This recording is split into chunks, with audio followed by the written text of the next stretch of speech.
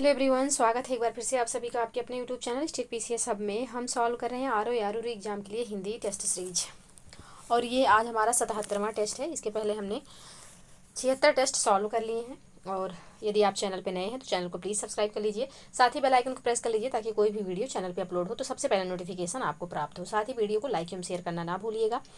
इसका जो पीडीएफ है टेलीग्राम चैनल पे अपलोड होता है, तो यदि आपने टेलीग्राम चैनल नहीं ज्वाइन किया है तो इस वीडियो के डिस्क्रिप्शन बॉक्स में टेलीग्राम लिंक दिया हुआ है, वहाँ से आप टेलीग्राम ज्वाइन कर लीजिए ताकि ये पीडीएफ भी प्राप्त कर सकें। तो चलिए यहाँ पे स्टार्ट करते हैं अपना ये टेस्ट सीरीज।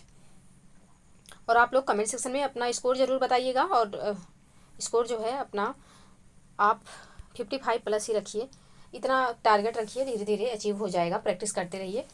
तो चलिए आगे बढ़ते हैं और सॉल्व करते हैं अपना ये टेस्ट सीरीज। तो यहाँ पे प्रश्न है कि निम्नलिखित में से पर्यायवाची के असत्य युग्म की पहचान कीजिए। मंडन, अनुमोदन, रंक, अकिंचन, मुक्ति, स्वतंत्र, यमुना, कालगंगा। तो कौन सा यहाँ पे युग्म ऐसा है जो कि अशुद्ध है? तो इसका जो सही आंसर हो जाएगा यह हो जाएगा ऑप्शन सी। मुक्ति का जो यहाँ पे स्वतंत्र दिया हुआ है ये सही सुमेलित नहीं है, ऑप्शन सी यहाँ पे सही आंसर हो जाएगा। मुक्ति का जो पर्यायवाची होता है मोक्ष होता है, निर्वाण होता है, परम पद होता है, अमृत तत्व होता है, ये जो है ये मुक्ति के पर्यायवाची हैं। जबकि स्वतंत्र का जो पर्यायवाची होता है यह मुक्त होता है, आज़ाद होता है, खुला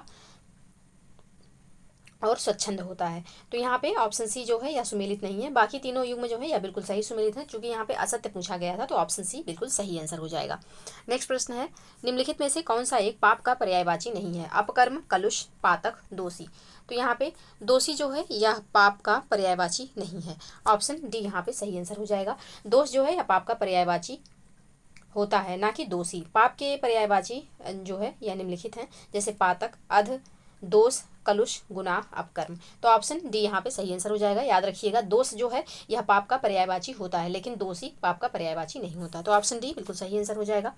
नेक्स्ट प्रश्न है निम्नलिखित में से पर्यायवाची के असत्य युग्म की पहचान कीजिए। वनिता, बामा, गुडाकेश, कृष्ण, थाती, जमा, शाश्वत, आमर्त्य। तो यहाँ पे कौन सा युग्म जो है असत्य है? तो इसका जो सही आंसर हो जाएगा यहाँ ऑप्शन बी, जो गुडाकेश का यहाँ पे कृष्ण दिया हुआ है सही नहीं है। गुडाकेश किसका पर्यायवाची है? तो गुडाकेश अर्जुन का पर्यायवाची है। और अर्जुन के अन्य पर्यायवाची धनंजय, पार्थ, कौंतेय और गांडीवधर है।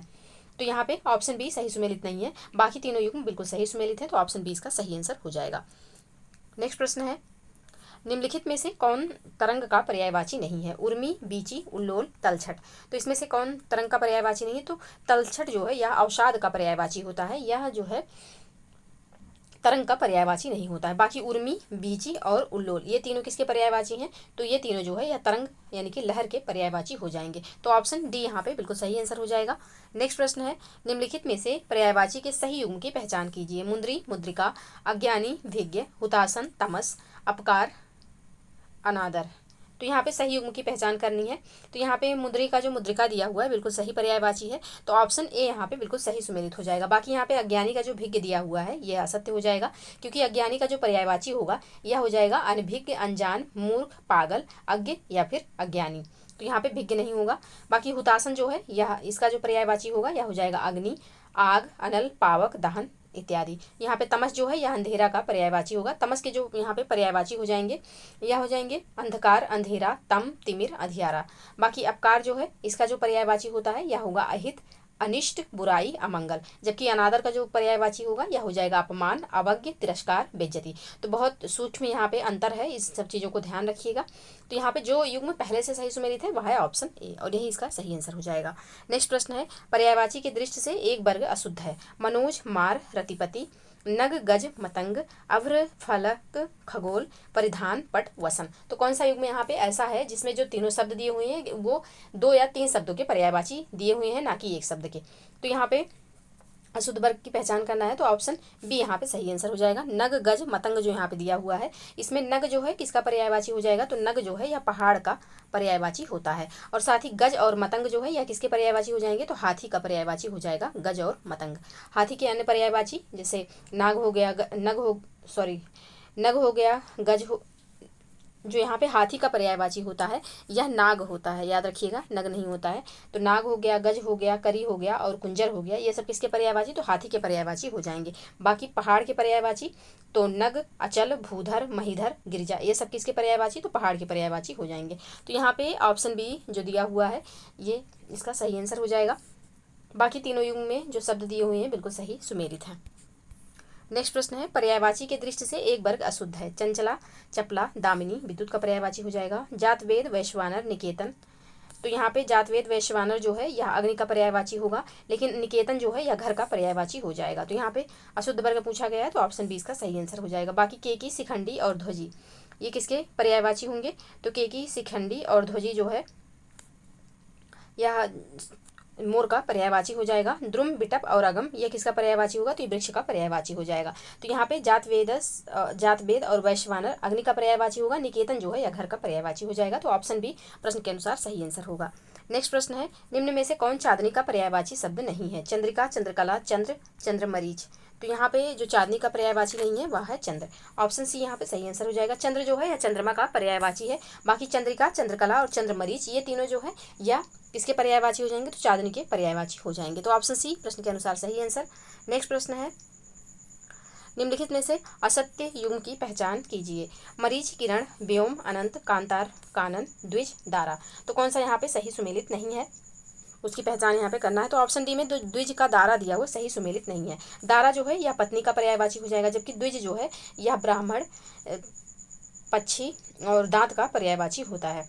तो यहाँ पे दारा जो है पत्नी का यहाँ पे पर्यायवाची देखते हैं। भार्या, सहगामिनी, गृहिणी, वधू, प्राणप्रिया, वामा, कांता, अर्धांगिनी, औरत, घरवाली, जोरू ये सब किसके पर्यायवाची हो जाएंगे? तो दारा यानी कि पत्नी के। बाकी द्विज जो है इसका जो पर्यायवाची हो जाएगा अंडज, बिहग, खग, पतंग, पखेरु, परिंदा, पंडित ब्राह्मण, दांत, चिड़िया, पक्षी इत्यादि जो है यह द्विज का पर्यायवाची हो जाएगा। तो ऑप्शन बी यहाँ पे सही सुमेलित नहीं है, यही इसका आंसर हो जाएगा। बाकी ये तीनों युग्म बिल्कुल सही सुमेलित हैं।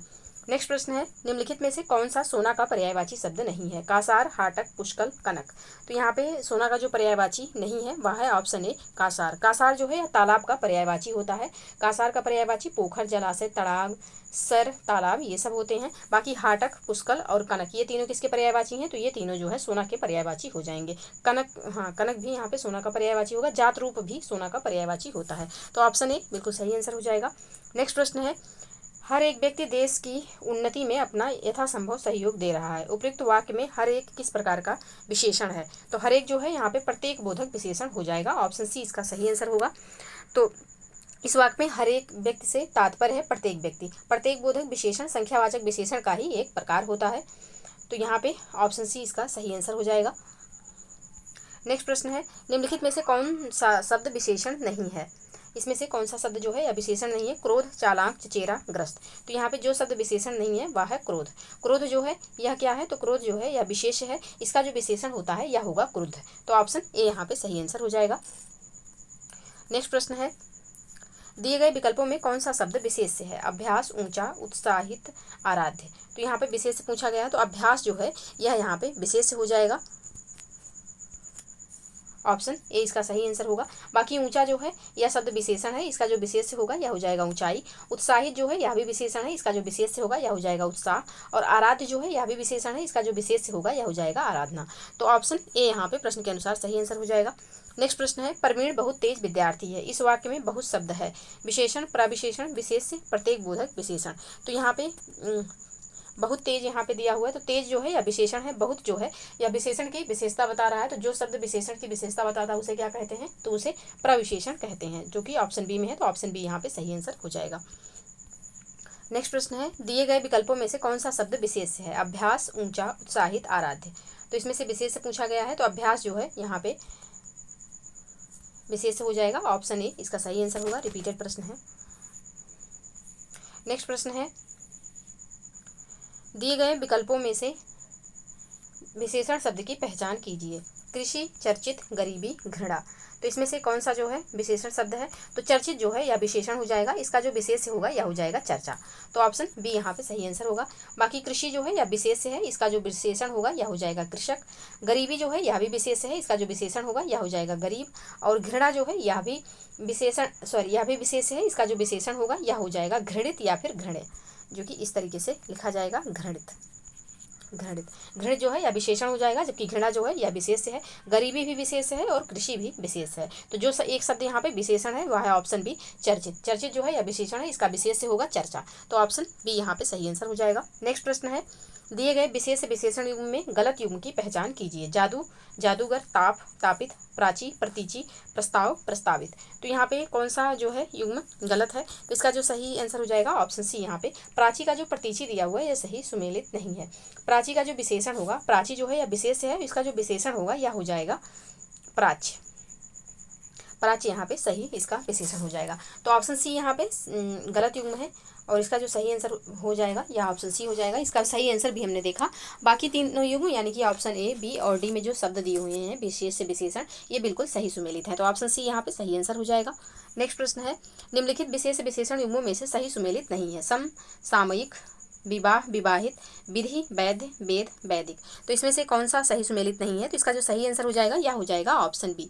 विवाह का जो विवाहित दिया हुआ है सही नहीं है। विवाह जो है विशेष है, इसका जो विशेषण होगा यह हो जाएगा वैवाहिक।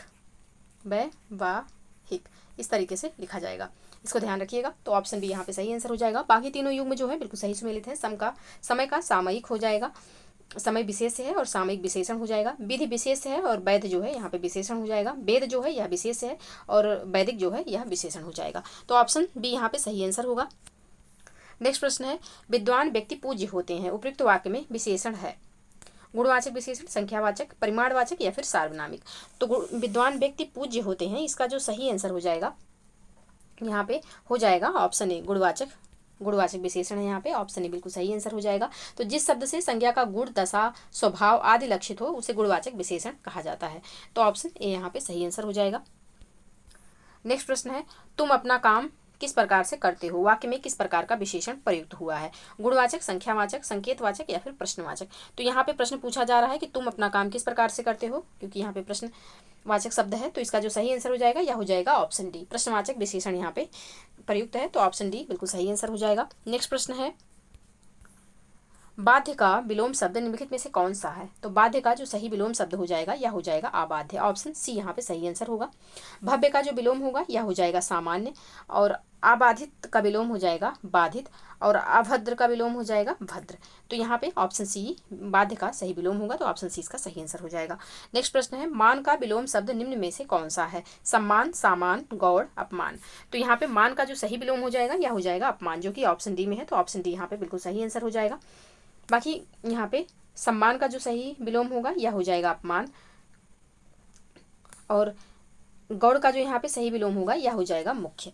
तो ऑप्शन यहाँ पे जो इसका सही आंसर हो जाएगा यह हो जाएगा ऑप्शन डी। तो ऑप्शन डी इसका बिल्कुल सही आंसर होगा। नेक्स्ट प्रश्न है, सुयश का विलोम शब्द निम्न में से कौन सा है। कुलक्षण, अपयश, कुसमय, दुसाध्य। तो सुयश का यहाँ पे जो सही विलोम शब्द हो जाएगा यह हो जाएगा अपयश। ऑप्शन बी इसका सही आंसर हो जाएगा। यहाँ पे कुलक्षण जो शब्द दिया हुआ है इसका जो सही विलोम होगा यह हो जाएगा सुलक्षण। कुसमय का विलोम हो जाएगा सुसमय, और साथ ही दुसाध्य का विलोम हो जाएगा सुसाध्य। तो यहाँ पे सुयश का जो विलोम पूछा गया है यह हो जाएगा अपयश, जो कि ऑप्शन बी में है। तो ऑप्शन बी इसका सही आंसर होगा। नेक्स्ट प्रश्न है,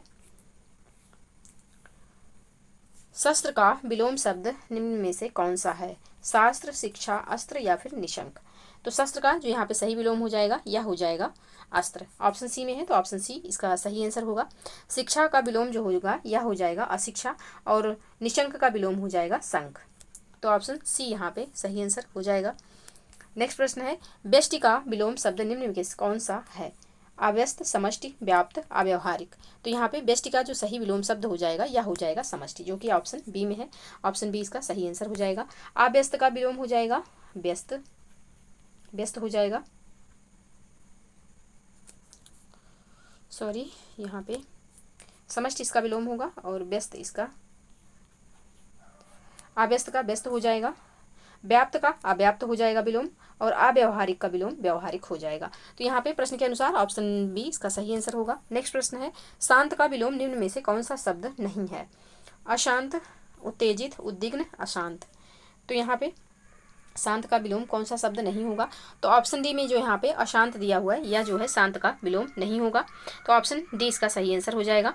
बाकी शांत का विलोम अशांत, उत्तेजित और उद्विग्न तीनों हो जाएगा। तो ऑप्शन डी प्रश्न के अनुसार सही आंसर। नेक्स्ट प्रश्न है, विलोम शब्द की दृष्टि से निम्न में से कौन सा युग्म सुमेलित नहीं है।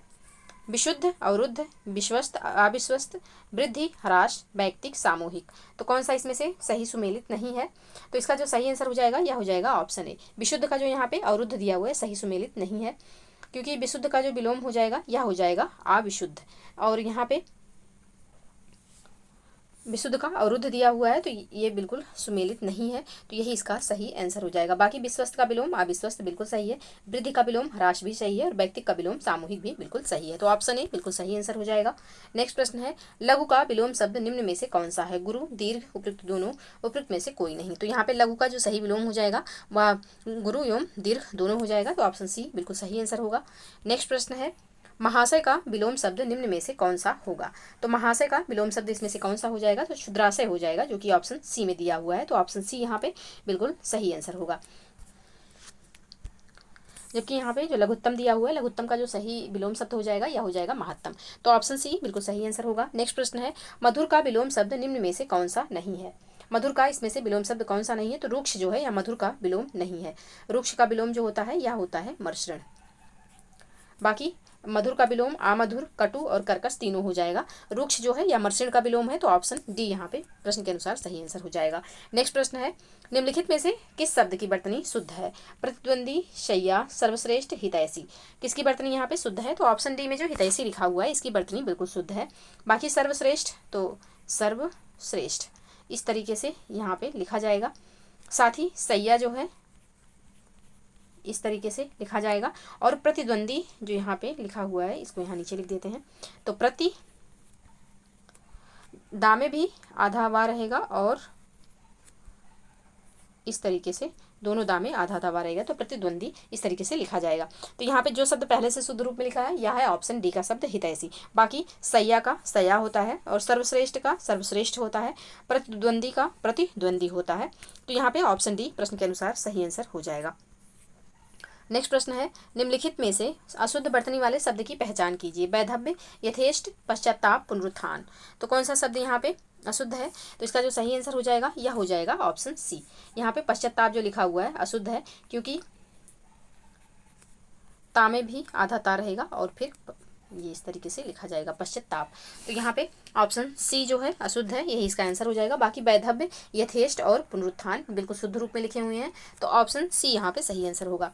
नेक्स्ट प्रश्न है, निम्नलिखित में से कौन सा शब्द अशुद्ध है? छिद्रान्वेषण, शुश्रूषा, बहुब्रीहि, प्रेमचंद। कौन सा शब्द यहाँ पे अशुद्ध है? तो इसका जो सही आंसर हो जाएगा यह हो जाएगा शुश्रूषा जो लिखा हुआ है ऑप्शन बी में, ये शब्द यहाँ पे अशुद्ध है। इसका जो शुद्ध रूप हो जाएगा यह किस तरीके से लिखा जाएगा?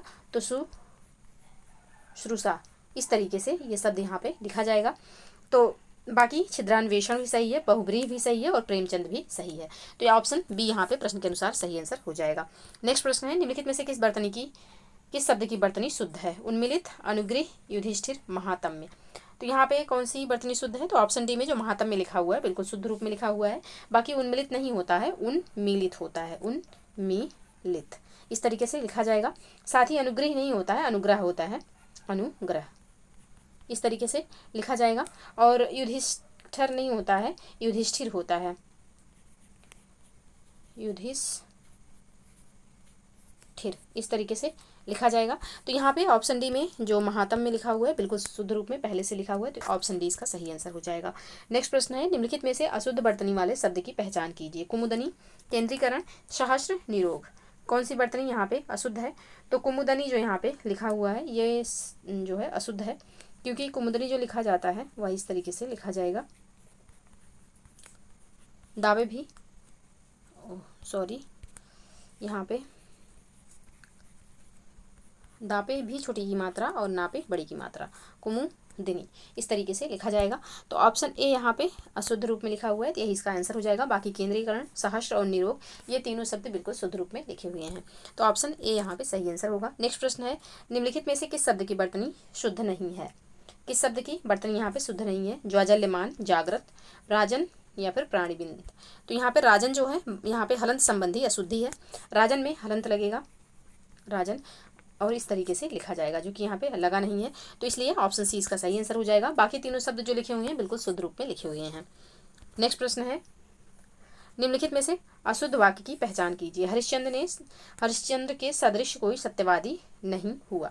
हमारे बेटे के विवाह के उपलक्ष्य में भोज होगा। बूढ़ा आदमी लाठी टेक कर चल रहा है। विशेषण के 4 उदाहरण दीजिए। तो कौन सा वाक्य यहाँ पे शुद्ध नहीं है? तो इसका जो सही आंसर हो जाएगा यह हो जाएगा ऑप्शन ए। हरिश्चंद्र के सादृश्य जो यहाँ पे शब्द लिखा हुआ है यह गलत है। सादृश्य नहीं होता है, सादृश्य होता है, सादृश्य के समान। तो हरिश्चंद्र के समान कोई सत्यवादी नहीं हुआ है, तो सादृश्य नहीं होगा, सादृश्य होगा। दामे री की मात्रा और बड़ा सा। तो यहाँ पे ऑप्शन ए इसका सही आंसर हो जाएगा। बाकी ये तीनों शब्द ये तीनों वाक्य जो हैं बिल्कुल शुद्ध रूप में लिखे हुए हैं, तो ऑप्शन ए यहाँ पे सही आंसर हो जाएगा। नेक्स्ट प्रश्न है, निम्नलिखित में से कौन सा शुद्ध वाक्य नहीं है? तुम अपना दायित्व निभाओ, अब अस्थायी सरकार की स्थापना होगी। मुझे संस्कृत नहीं आती, हम इस आंदोलन में भाग नहीं लेंगे। तो कौन सा यहाँ पे शब्द वाक्य है जो कि शुद्ध नहीं है? तो इसका जो सही आंसर हो जाएगा यह हो जाएगा ऑप्शन बी। यहाँ पे जो अस्थाई लिखा हुआ है ये अशुद्ध है। अस्थाई जो है इस तरीके से लिखा जाता है, इस तरीके से अस्थाई लिखा जाता है। अस्थाई का शुद्ध रूप ये है। तो यहाँ पे ऑप्शन बी अशुद्ध हो जाएगा और यही इसका आंसर हो जाएगा, क्योंकि प्रश्न पूछा गया है कौन सा वाक्य शुद्ध नहीं है। तो ऑप्शन बी यहाँ पे सही आंसर हो जाएगा। बाकी तीनों वाक्य बिल्कुल शुद्ध रूप में लिखे हुए हैं। नेक्स्ट प्रश्न है, निम्नलिखित में से कौन सा वाक्य शुद्ध है? शिकारी ने जाल में हिरण फंसा लिया। गर्मी से पहले बसंत ऋतु होती है। चहचहा रहे थे पक्षीगण हर शाख पर। इस वाक्य की पुनः रचना करके देखो। यहाँ पे पुनः होगा, तो इसमें कौन सा वाक्य जो है यह शुद्ध है? तो ऑप्शन डी में जो यहाँ पे वाक्य लिखा हुआ है वो पुनः में जो मात्रा लगा हुआ है छोटा ओ की वो मिट गया है। तो यहाँ पे पुनः रचना करके देखो, ये वाक्य बिल्कुल शुद्ध रूप में लिखा हुआ है। बाकी ऑप्शन ए में जो लिखा हुआ है शिकारी ने जाल में हिरण फंसा लिया, इसका जो सही शब्द हो जाएगा, इसका जो शुद्ध वाक्य होगा यह हो जाएगा कि शिकारी ने जाल में हिरण फंसा लिया। हिरण नहीं, हिरण होता है, हिरण, हिरण फंसा लिया ना रहेगा यहाँ पे। और साथ ही बसंत, यहाँ पे बसंत गलत लिखा हुआ है, वसंत होता है, वसंत, वसंत ऋतु। और साथ ही यहाँ पे जो ऑप्शन सी में है कि चहचहा रहे थे पक्षीगण हर शाख पर, तो इसका जो शुद्ध रूप हो जाएगा यह हो जाएगा चहचहा रहे थे, पक्षीगण नहीं होता है, पक्षीगण होता है, तो पक्षीगण इस तरीके से लिखा जाएगा। तो यहाँ पे तीनों शब्द जो है यह शुद्ध है। बाकी ऑप्शन डी में जो है एक शब्द लिखा, एक वाक्य है ये यहाँ पे शुद्ध है, यही इसका आंसर हो जाएगा। बाकी ये तीनों वाक्य अशुद्ध है, इनका शुद्ध रूप भी हमने देखा, तो ऑप्शन डी सही आंसर हो जाएगा। नेक्स्ट प्रश्न है, निम्नलिखित में से शुद्ध वाक्य की पहचान कीजिए। पत्र किसके नाम पर लिखा गया है? प्रत्येक श्रमिक को 2-2 रुपये मिले। वहाँ की जलवायु मेरे अनुरूप नहीं थी। सैने सैने उसकी दशा बिगड़ती चली गई। तो यहाँ पे कौन सा वाक्य जो है यह शुद्ध रूप में पहले से है? तो सैने सैने उसकी दशा बिगड़ती चली गई, ये वाक्य बिल्कुल शुद्ध रूप में लिखा हुआ है, तो ऑप्शन डी इसका सही आंसर हो जाएगा। बाकी पत्र किसके नाम पर लिखा गया है, इसका जो शुद्ध रूप होगा यह हो जाएगा कि पत्र किसके नाम लिखा गया है, नाम पर नहीं, नाम किसके नाम लिखा गया है, ये इसका शुद्ध रूप होगा। प्रत्येक श्रमिक को 2-2 रुपये मिले, तो या तो प्रत्येक लगेगा या तो 2-2। तो यहाँ पे प्रत्येक श्रमिक को 2-2 नहीं, प्रत्येक श्रमिक को 2 रुपये मिले। वहाँ की जलवायु मेरे अनुरूप नहीं, इसके स्थान पर होना चाहिए था कि वहाँ की जलवायु मेरे अनुकूल नहीं थी। तो यहाँ पे जो वाक्य पहले से शुद्ध है वो ऑप्शन डी हो जाएगा। बाकी तीनों वाक्य हमने शुद्ध रूप देखा, तो ऑप्शन डी यहाँ पे सही आंसर हो जाएगा। नेक्स्ट प्रश्न है, निम्न में से कौन सा शब्द तत्सम है? अधूरा, अंधेरा, आश्चर्य, अलग। तो कौन सा शब्द यहाँ पे जो है तत्सम है? तो इसका जो सही आंसर हो जाएगा यह हो जाएगा ऑप्शन सी। आश्चर्य जो है यह यहाँ पे तत्सम है, इसका जो तद्भव होगा यह हो जाएगा अचरज, अचरज हो जाएगा इसका सही तत्सम। बाकी अधूरा जो है तद्भव है, इसका जो तत्सम हो जाएगा यह हो जाएगा, अधूरा जो है या तद्भव है, इसका जो तत्सम होगा यह हो जाएगा अर्धपूरक। और अंधेरा जो है यह भी तद्भव है, इसका जो तत्सम होगा यह हो जाएगा अंधकार। और अलग का जो यहाँ पे शब्द है या तद्भव है, इसका जो तत्सम होगा यह हो जाएगा अलग्न। तो यहाँ पे प्रश्न के अनुसार ऑप्शन सी इसका सही आंसर हो जाएगा। नेक्स्ट प्रश्न है, सुमेलित नहीं है। एक तरफ तद्भव है, दूसरी तरफ तत्सम दिया हुआ है। उत्साह, उत्साह, उठ, उत्तिष्ठ, उलूक, उल्लू, उजाला, उज्ज्वल। तो यहाँ पे कौन सा सही सुमेलित नहीं है? तो इसका जो सही आंसर हो जाएगा यह हो जाएगा ऑप्शन सी। ऑप्शन सी में शब्द भी बिल्कुल सही दिए हुए हैं, बट यहाँ पे एक ही प्रॉब्लम हो गई है कि तद्भव इधर है और तत्सम इधर, और यहाँ पे स्थान परिवर्तित हो गया। उल्लू जो है या तद्भव है और उल्लूक जो है या तत्सम है। तो इन सब चीज़ों का भी एग्जाम में ध्यान रखिएगा कि जो शब्द जिधर है वो सारे शब्द उधर होने चाहिए, और साथ ही उनके विपरीत भी जो शब्द दिया हुआ है उनसे रिलेटेड ही शब्द वहाँ पे होने चाहिए। तो यहाँ पे स्थान परिवर्तित होने की वजह से ऑप्शन सी यहाँ पे अशुद्ध हो जाएगा, तो यही इसका आंसर होगा। बाकी तीनों युग बिल्कुल सही सुमेलित हैं। नेक्स्ट प्रश्न है, निम्न में से कौन सा शब्द तद्भव है? एकत्र, ईंधन, इशिका, इक्षु। तो इसमें से कौन सा शब्द तद्भव है? तो इसका जो सही आंसर हो जाएगा यह हो जाएगा ऑप्शन बी। ईंधन जो यहाँ पे लिखा हुआ है ये शब्द यहाँ पे जो है तद्भव है, इसका जो तत्सम हो जाएगा यह हो जाएगा ईंधन। ईंधन जो है यह इसका तत्सम होता है। बाकी एकत्र, ईशिका और इक्षु ये तीनों तत्सम शब्द हैं। एकत्र का जो सही तद्भव होगा यह हो जाएगा इकट्ठा। ईशिका जो है यह तत्सम है, इसका जो तद्भव होगा यह हो जाएगा ईंट। और इक्ष जो है यह भी तत्सम है, इसका जो तद्भव होगा यह हो जाएगा ईख। तो ऑप्शन बी प्रश्न के अनुसार सही आंसर हो जाएगा। नेक्स्ट प्रश्न है, निम्न में से कौन सा युग्म बेमेल है? अवर, और, ओझा, उपाध्याय, अवश्याय, ओस, उदखल, उखल। तो यहाँ पे कौन सा युग्म जो है यह बेमेल है? तो ऑप्शन बी में जो ओझा का उपाध्याय दिया हुआ है ये युग्म यहाँ पे बेमेल है। ऑप्शन बी इसका सही आंसर हो जाएगा। ओझा जो है यह तत्सम शब्द नहीं है, यह तद्भव शब्द है।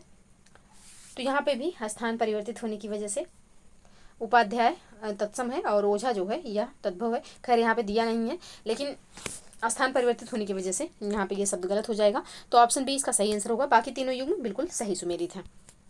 नेक्स्ट प्रश्न है, निम्न में तत्सम शब्द है, इसमें से तत्सम शब्द कौन सा है? तो इसका जो सही आंसर हो जाएगा यह हो जाएगा ऑप्शन ए। आशीष जो है यहाँ पे तत्सम शब्द है, इसका जो तद्भव होगा यह हो जाएगा, इसका जो तद्भव होगा यह हो जाएगा आशीष। इस तरीके से लिखा जाएगा। अपना जो है यह तद्भव है, इसका जो तत्सम होगा यह हो जाएगा आत्मन। और अहीर जो है यह भी तद्भव है, इसका जो तत्सम होगा क्या हो जाएगा? तो आभीर हो जाएगा।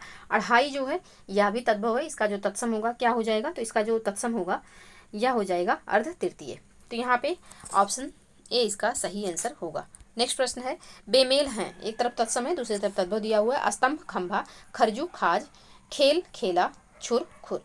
तो कौन सा यहाँ पे सही सुमेलित नहीं है? तो ऑप्शन सी में खेल का जो खेला दिया हुआ है यह सही सुमेलित नहीं है, क्योंकि खेल का जो खेला है यह तत्सम है और खेल जो है यह तद्भव है। स्थान परिवर्तित होने की वजह से ये गलत हो जाएगा। तो ऑप्शन सी यहाँ पे सही आंसर होगा। बाकी तीनों युग्म बिल्कुल सही सुमेलित हैं। नेक्स्ट प्रश्न है, निम्न में तद्भव शब्द है, कपाट, कूप, कूड़ा, कोड़। तो कौन सा यहाँ पे तद्भव शब्द है? तो इसका जो सही आंसर हो जाएगा यह हो जाएगा ऑप्शन सी कूड़ा। कूड़ा जो है यहाँ पे तद्भव शब्द है और इसका जो तत्सम होगा यह हो जाएगा कूट। बाकी कपाट, कूप और कोण ये तीनों तत्सम शब्द हैं। तो कपाट का जो सही यहाँ पे तद्भव होगा क्या हो जाएगा? तो कपाट का जो तद्भव होगा यह हो जाएगा किवाड़। और कूप जो है इसका जो यह तत्सम है, इसका जो तद्भव होगा क्या हो जाएगा? तो कुआं हो जाएगा। और कोण जो है यह तत्सम है, इसका जो तद्भव होगा यह हो जाएगा कोना। तो ऑप्शन सी यहाँ पे प्रश्न के अनुसार सही आंसर दिया हुआ है, तो यही इसका आंसर हो जाएगा। नेक्स्ट प्रश्न है,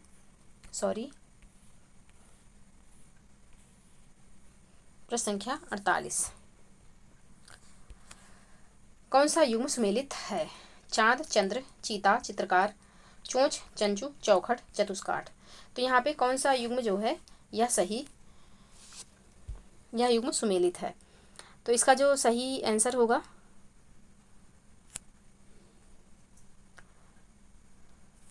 यहाँ पे होना चाहिए था कि निम्नलिखित में से कौन सा युग्म सुमेलित नहीं है। तो इसका जो सही आंसर होगा यह हो जाएगा ऑप्शन बी। यहाँ पे नहीं होना चाहिए, प्रश्न में नहीं होगा। चीता का चित्रकार नहीं होता है, चीता का जो सही तत्सम होता है यह चित्रक होता है, चित्रक। बाकी चांद का चंद्र बिल्कुल सही है, चोंच का चंचू भी सही है और चौखट का चतुष्काठ भी यहाँ पे सही है। तो ऑप्शन बी यहाँ पे सही सुमेलित नहीं है, क्योंकि प्रश्न में यहाँ पे पूछना चाहिए था कौन सा युग्म सुमेलित नहीं है। तो ऑप्शन बी इसका सही आंसर हो जाएगा। बाकी तीनों ऑप्शन बिल्कुल सही सुमेलित हैं। नेक्स्ट प्रश्न है, निम्न में कौन सा तत्सम शब्द नहीं है? डंक, दृष्टि, दंड, शिथिल। तो कौन सा शब्द यहाँ पे तत्सम नहीं है? तो इसका जो सही आंसर हो जाएगा यह हो जाएगा डंक। डंक शब्द जो है यह तद्भव शब्द है, यह तत्सम नहीं है। तो ऑप्शन ए यहाँ पे सही आंसर हो जाएगा। और डंक का जो तत्सम होगा यह हो जाएगा दंश। बाकी दृष्टि जो है यह तत्सम शब्द है, इसका जो तद्भव होगा यह हो जाएगा डीठ। दंड जो है यह भी तत्सम शब्द है, इसका जो तद्भव शब्द होगा यह क्या हो जाएगा? तो यह हो जाएगा डांड। और शिथिल का जो यहाँ पे तत्सम शब्द है और इसका जो तद्भव होगा यह हो जाएगा ढीला। तो ऑप्शन ए यहाँ पे बिल्कुल सही आंसर हो जाएगा। नेक्स्ट प्रश्न है, निम्नलिखित में से सुमेलित नहीं है? 28, अष्टाविंशति, 88, अष्टाशीति, 61, 61, 31, 31। तो कौन सा यहाँ पे सही सुमेलित नहीं है?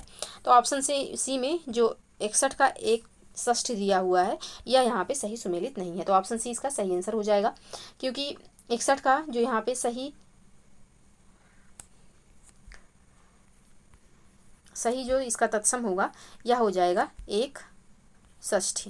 इस तरीके से लिखा जाएगा। यहाँ वर्तनी संबंधी त्रुटि है तो 1/6 इस तरीके से लिखा जाएगा। तो ऑप्शन सी यहाँ पे सही आंसर होगा। बाकी 28 अष्टाविंशत बिल्कुल सही है, 88 अष्टाशीत बिल्कुल सही है, और 31 तो 1/63 ये भी बिल्कुल सही सुमेलित है। तो ऑप्शन सी प्रश्न के अनुसार सही आंसर हो जाएगा। नेक्स्ट प्रश्न है, शक्तिशाली, दयालु और योद्धा नायक के लिए एक शब्द है। धीवर, धीरोदात्त, धीर ललित, धीरोद्धत। तो शक्तिशाली, दयालु और योद्धा नायक के लिए जो एक शब्द होता है क्या हो जाएगा, तो यह हो जाएगा धीरोदात्त। ऑप्शन बी यहाँ पे सही आंसर हो जाएगा। शक्तिशाली, दयालु और योद्धा नायक क्या कहलाता है, तो यह कहलाता है धीरोदात्त। धीवर तो मछली पकड़ने वाली एक जाति होती है जिसको धीवर कहा जाता है। धीर ललित तो सदा प्रसन्न रहने वाला कला प्रेमी नायक क्या होगा, धीर ललित कहलाएगा। बहुत चंचल, दुष्ट और अपनी प्रशंसा करने वाला नायक क्या होता है, तो यह धीरोद्धत कहलाता है। तो यहाँ पे ऑप्शन बी प्रश्न के अनुसार सही आंसर हो जाएगा। नेक्स्ट प्रश्न है, जनसाधारण में प्रचलित धारणाएं के लिए एक शब्द है। किंवदंती, लोकोक्ति, जनमानस, आलोच्य। तो यहाँ पे जो जनसाधारण में धारणाएं हैं उनको क्या कहा जाता है, तो उनको किंवदंती कहा जाता है। ऑप्शन ए इसका यहाँ पे सही आंसर हो जाएगा। और यहाँ पे ऑप्शन ए बिल्कुल सही आंसर हो जाएगा। नेक्स्ट प्रश्न है, सुमेलित नहीं है जिसको छोड़ा ना जा सकता, जिसको छोड़ा नहीं जा सकता। अत्याज्य, 100 वर्षों का समूह, शताब्दी, जिसका किसी भी तरह का उल्लंघन नहीं किया जा सकता, अनुल्लंघनीय, जिसे बाहरी जगत का ज्ञान ना हो, कूप, मंडूक। कौन सा यहाँ पे सही सुमेलित नहीं है, ऑप्शन सी हो जाएगा, क्योंकि यहाँ पे वर्तनी संबंधी त्रुटि है। अनुलंघीय लिखा हुआ है, अनुलंघीय नहीं होता है, अनुलंघनीय होता है, लंघनीय इस तरीके से लिखा जाएगा। तो यहाँ पे ऑप्शन सी जो है यह सुमेलित नहीं है, यही इसका आंसर हो जाएगा। बाकी तीनों युग बिल्कुल सही सुमेलित हैं। नेक्स्ट प्रश्न है, पश्चिम और उत्तर दिशाओं के मध्य का कोण को कहते हैं। तो पश्चिम और उत्तर दिशाओं का जो कोण होता है एक बार यहाँ पे देख लेते हैं। ये हो गया उत्तर, जो कि मेन दिशाएं हैं। ये हो जाएगा दक्षिण, ये हो जाएगा पूरब, और ये हो जाएगा पश्चिम। और बाकी 4 उप दिशाएं होती हैं। तो ये है आपका उत्तर, पूर्व से दक्षिण, पश्चिम।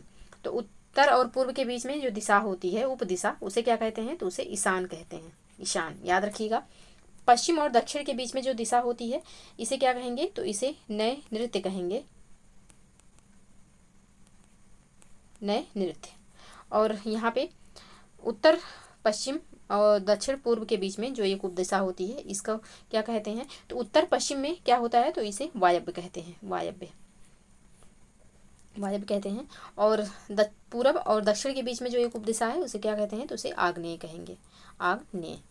तो यहाँ पे साफ साफ आपको दिखाई नहीं दे रहा होगा, लेकिन इससे संबंधित हमने शॉर्ट वीडियो चैनल पे अपलोड किया है, उसको आप लोग देख लीजिएगा, एकदम क्लियर हो जाएगा। तो यहाँ पे पूछा गया है कि उत्तर और पश्चिम के बीच की जो उपदिशा है क्या कहलाती है, तो वायव्य कहलाएगी। तो ऑप्शन यहाँ पे कौन से ऑप्शन में वायव्य है, तो वायव्य जो है ऑप्शन सी में दिया हुआ है, तो ऑप्शन सी इसका सही आंसर हो जाएगा। बाकी ईशान जो है या उत्तर पूर्व के बीच में जो उपदिशा है उसे ईशान कहेंगे। आग्नेय तो पूर्व और दक्षिण के बीच की जो उपदिशा है उसे आग्नेय कहते हैं। नैऋत्य तो नैऋत्य जो है या दक्षिण और पश्चिम के बीच की जो उपदिशा है उसे नैऋत्य कहेंगे। तो यहाँ पे वायव्य जो हो जाएगा या पश्चिम और उत्तर दिशाओं के बीच का कोण हो जाएगा। तो ऑप्शन सी यहाँ पे सही आंसर होगा। नेक्स्ट प्रश्न है, जिसने प्रतिष्ठा प्राप्त कर ली हो वाक्य हेतु उपयुक्त शब्द है। प्रतिष्ठित, प्रतिवाय, प्रतिकल्प, महत्वाकांक्षी। तो जिसने प्रतिष्ठा प्राप्त कर ली हो उसके लिए जो एक शब्द हो जाएगा यह हो जाएगा प्रतिष्ठित। ऑप्शन ए बिल्कुल सही आंसर होगा। जो निवारण करने योग्य हो उसे प्रतिवाय कहेंगे, और जिसकी इच्छाएं बहुत ऊंची हों उसे क्या कहेंगे, तो उसे कहेंगे महत्वाकांक्षी। तो यहाँ पे ऑप्शन ए इसका सही आंसर हो जाएगा। नेक्स्ट प्रश्न है, सुमेलित नहीं है वह भूमि जो पहले ना जोती गई हो। आकृष्ट पूर्वा, अत्यंत सूक्ष्म या छोटा होने की शक्ति प्राप्त होना। अणिमा, स्वयं गुरु बनकर दूसरों से अपनी पूजा कराना। गुरुडम, जिसमें हानि या अर्थ का डर ना हो। नैष्ठिक। तो कौन सा यहाँ पे सही सुमेलित नहीं है, तो ऑप्शन डी में जो यहाँ पे दिया हुआ है एक शब्द यह सही सुमेलित नहीं है। नैष्ठिक के लिए जो एक वाक्य होगा यह हो जाएगा कि आजीवन ब्रह्मचर्य का व्रत लेने वाला क्या कहलाता है, तो नैष्ठिक कहलाता है। बाकी जिसमें हानि या अर्थ का डर ना हो उस एक वाक्य के लिए जो एक शब्द हो जाएगा यह हो जाएगा निरापद। तो ऑप्शन डी यहाँ पे सही आंसर होगा। बाकी तीनों युग्म बिल्कुल सही सुमेलित हैं। नेक्स्ट प्रश्न है, जिसके पास कुछ भी ना हो, वाक्यांश के लिए एक शब्द। आकिंचन हो जाएगा उसके लिए एक शब्द, तो ऑप्शन सी यहाँ पे बिल्कुल सही आंसर हो जाएगा। जिसके पास कुछ भी ना हो उसके लिए जो एक शब्द होगा यह हो जाएगा आकिंचन। ऑप्शन सी बिल्कुल सही आंसर। नेक्स्ट प्रश्न है, घुघराले बालों वाली नायिका के लिए एक शब्द है। लोलाक्षिका, काकुली, काकुल्य, केशिनी। तो इसका जो सही आंसर हो जाएगा यह हो जाएगा ऑप्शन बी, काकुली। घुघराले बालों वाली नायिका जो होती है यह काकुली कहलाती है।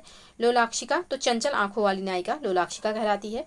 और घुघराले बालों वाला जो नायक होता है यह काकुल्य कहलाता है। और लंबे बालों वाली जो नायिका होती है यह केसनी कहलाती है। तो ऑप्शन बी यहाँ पे प्रश्न के अनुसार सही आंसर हो जाएगा। नेक्स्ट प्रश्न है, तारो भरी रात वाक्य के लिए एक शब्द है। विभावरी, शर्वरी, त्रियामा, प्रदोष।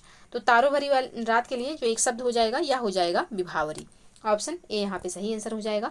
चांदनी रात के लिए सरवरी होता है। और रात्रि का प्रथम पहर जो होता है या रात्रि का तृतीय पहर जो होता है यह त्रियामा कहलाता है। और रात्रि का प्रथम पहर जो होता है यह प्रदोष कहलाता है। तो ऑप्शन ए यहाँ पे प्रश्न के अनुसार सही आंसर हो जाएगा। तारो भरी रात के लिए क्या होगा, तो विभावरी हो जाएगा। चांदनी भरी रात तो यह सरवरी होता है। तो ऑप्शन ए यहाँ पे सही आंसर होगा। नेक्स्ट प्रश्न है, जिसका जन्म द्वीप पर हुआ हो के लिए एक शब्द है। गलितांग, द्वैपायन, द्विवेदी।